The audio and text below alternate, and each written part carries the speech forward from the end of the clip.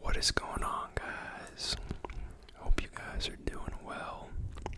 I'm back with another update on my public dividend portfolio.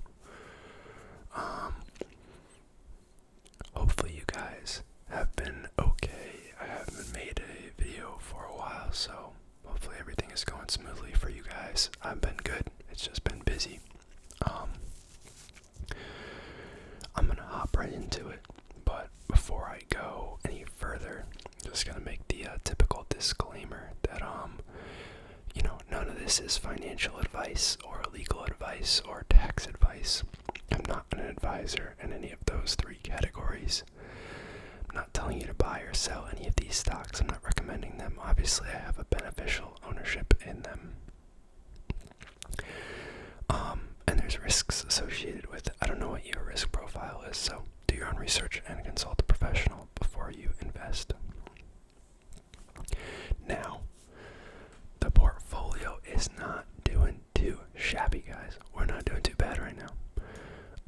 So since I last made a portfolio update vid, which I think was, maybe like the 8th or 9th of March, so it's been a couple weeks, I think. We're almost back to flat, honestly. Everything kind of crapped the bed at the beginning of this year. But these past couple weeks have been rather strong, especially for some of the REITs. I mean, obviously there's still some losses in some of them, but a lot of them aren't doing too bad. And we've also had more time for for my dividends to start adding up in this account. Now, I mean, it's still, single-digit dollars, but relative to the size of this account, that's pretty decent. So let's pull up the overview screenshot, and then I'll go through how each of the individual positions is doing real quick. So, since the last video I made, I got 2 more dividends, or 3, I guess, one from the same company. We have Agree Realty here, 15-cent dividend on March 14th, and then Main Street Capital paid a 20-cent dividend on the 15th. I think that's their regular monthly dividend. But then they also paid this, extra dividend, 7 cents on the 30th. I'm not too sure why. I'm sure if I looked it up, they put out a press release about it or something, but not really big enough for me to worry about it. So, total dividends to date broke $5, so $5.09. So I've invested a total of $600 in this account. It's at $597.54 right now, including the dividends. So that means it's sitting at a total loss of $2.46, which is pretty good.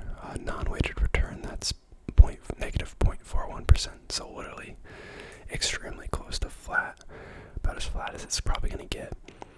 I did add, $20.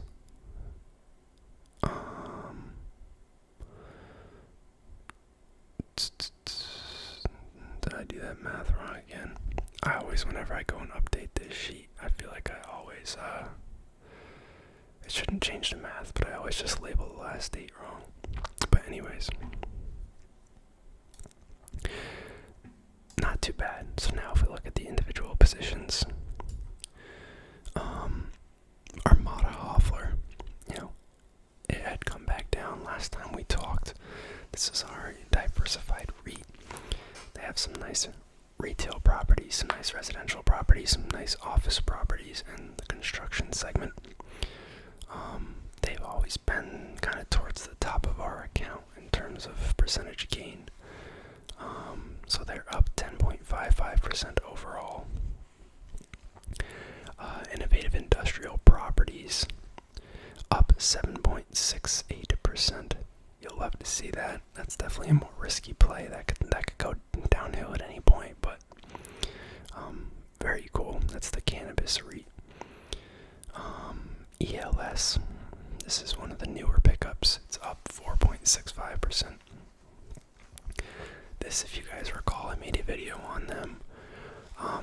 They own the manufactured housing communities, the campgrounds, ones and the marinas. American Tower up 3%. Cell Tower REIT, and they have some data center properties because they bought out another company, the one we owned actually. Camden Property Trust, this is a residential REIT. They own a lot of multifamily complexes down in the Sunbelt region, Texas, Arizona, Florida, the Carolinas, like those type of regions. They're exactly flat in the account. Torrento Realty, this is a fulfillment center REIT, kind of like Prologis. Down 1% on that, not a huge deal. Medical Properties Trust, down 2% on that. That's a hospital REIT. Not too worried about a lot of these, except, we'll get to it. Agree Realty, one of our monthly dividend payers, down 3%.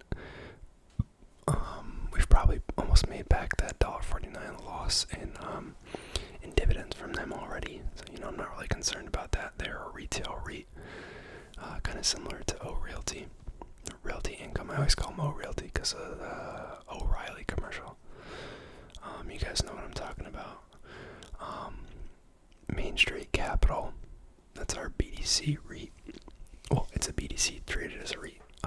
They're basically a lender, debt and equity lender for medium to small sized companies. Down 3%. That's another monthly dividend payer right there. Community Healthcare Trust. That's it's another healthcare play. They've got a little bit different of a portfolio than MPW. We've talked about them a lot before. Down 6.5% on them. They're having a rough time. I'm not crazy sure why. I mean, their yield is a little higher, so I'm not upset because we can, I can buy into that a little bit. But I should probably look into what's keeping them down when everything else is kind of coming back up. Hannon Armstrong, if you guys remember, this was a big loser in the account. It's a sustainable infrastructure REIT. Only down 8% now. I think it was down in the high 20s or 30s percentage points previously, so it's come back a long way. Only down $4.28 on that now. And then MDC Holdings, which is, it was down the most in our last video too, but kind of a newer name to be like the very bottom of the account, down 17%. It's weird because the home builders already trade at like very, very low valuations, so for it to go even lower than where I initially bought it, is kind of wild, especially because this one pays a dividend that's, like, it seems like it's gonna be sustained. The yield's probably up above like 4.5%, 5% almost, if I had to guess now, so probably another one worth adding to. And yeah, like I said, that total gain loss at the bottom is not accurate because it doesn't take into account dividends, and it does not take into account the sale we made of one of our stocks earlier on in the series. Well, I guess two of them. One for like a decent profit, and the other one was basically flat when we sold it. But yeah, I've just been kind of buying into some of these positions, kind of equally weighting them as time passes. I'll probably look to add one or two more names. I want it to be things that I think can add to the portfolio and that I can be excited about. Obviously, there's a very heavy emphasis on real estate investment trusts in this account. That's just, I don't know, that's things that I think are easy to analyze. I think it's fun to talk about real estate. It's kind of a way for me to get into it without owning any physical real estate. I know there's downsides, but there's also benefits. And most of my money is just in total market index funds, so I think I can afford to, have a little bit more fun with this account.